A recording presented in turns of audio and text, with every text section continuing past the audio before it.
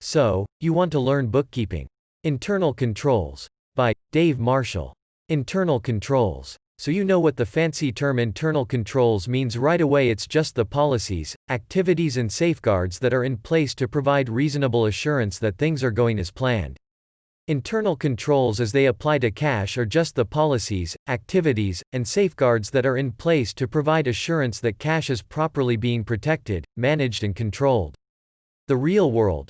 Most small businesses don't have the luxury of having a full-scale accounting department or a full-time accountant for that matter, so although it would be nice to be able to have different individuals, division of duties, responsible for authorizing, recording, and handling cash in the real small business world, it's just not normally possible.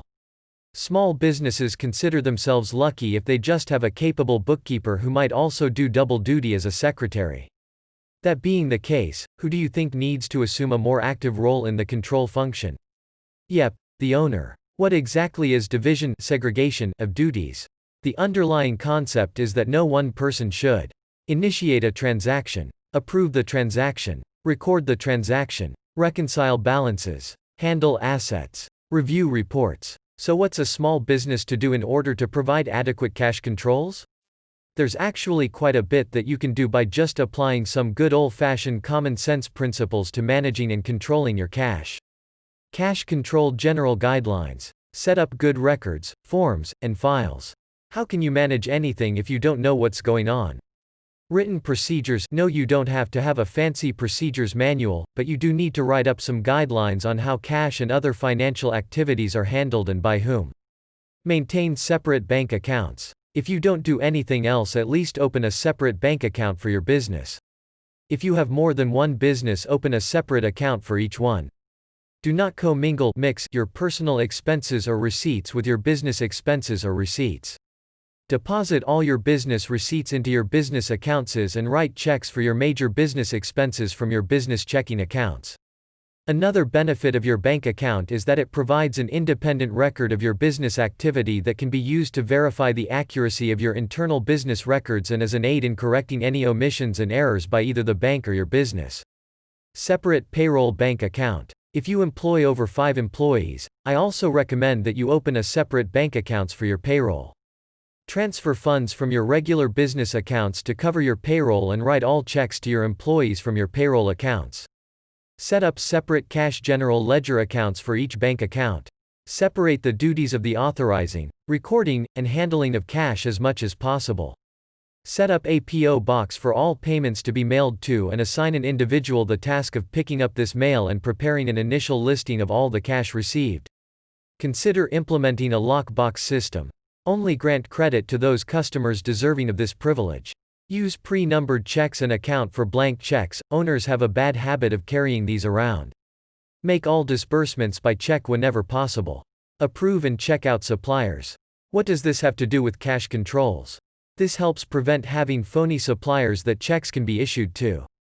Prepare daily cash status reports and count and balance cash drawers and/or registers. Establish a petty cash fund. Don't store cash on the premises overnight. This should be a no-brainer recommendation. Prepare customer aging reports. Review customers with past due balances and take action. Prepare supplier aging reports. Review what you owe your suppliers and work out solutions for making payments where you are running late. Prepare and review monthly bank reconciliations. As an owner, you don't have to actually do the reconciliation, although that would be great, but do occasionally check to see that this task is actually being performed, preferably by an individual with no other cash responsibilities. Prepare and use cash forecasts. Anticipate problems before they occur. Besides your employees, cash is your most critical asset. Cash receipts. Establish procedures for handling cash and ensuring that all cash is properly accounted for and timely deposited in your bank. Capture and record the receipt of cash ASAP, as quickly as possible, using cash register or computer terminal receipts, credit card machine, receipt book, or a log listing the checks received. Endorse all checks received immediately as for deposit only with a stamp. Duties. Individuals who handle and/or collect the cash, has temporary custody or access to cash and/or checks, should not also prepare sales invoices, and/or record or have access to the journals and detail customer accounts used to record the cash receipts. Individuals who prepare the deposit slip and make the bank deposit should not prepare sales invoices, and/or collect cash, and/or record or have access to the journals and detail customer accounts used to record the cash receipts. Make daily bank deposits and deposit your receipts intact. Don't pay bills with cash out of your cash receipts, in order to reduce the risk of money being lost or stolen. Use your petty cash fund to pay expenses or advances that require currency. You should not keep large quantities of cash on your premises. If you need cash currency for a specific purpose, go to the bank and cash a check when it is needed. Credit cards. If you accept credit cards for payments, you will also need to monitor and record these transactions. No deposit slip is prepared for this type of transaction. These receipts are directly deposited into your account, and you need to provide procedures for recording and tracking these special receipts. Balance your cash drawers registers. Set up procedures for handling return checks.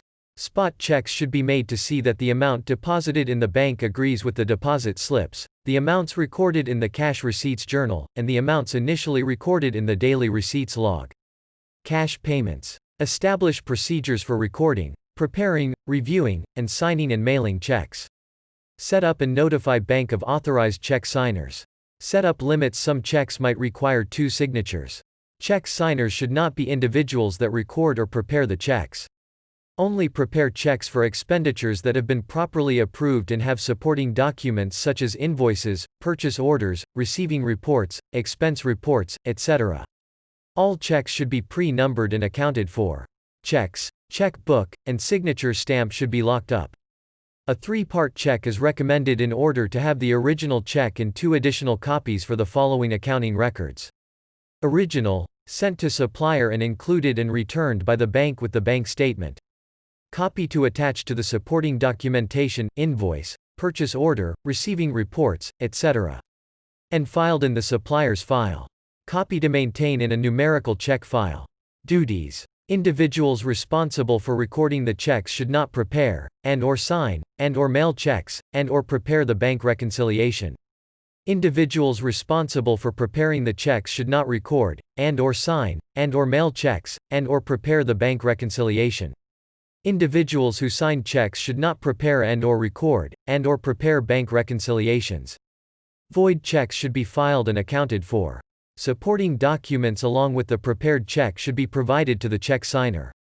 Refrain from using monthly supplier statements as documentation for checks. Signed checks should be mailed immediately by an individual not involved with recording or preparing the check. Checks should not be prepared if they are not going to be mailed immediately. A copy of the check along with the attached documentation should be promptly filed in the vendor's file.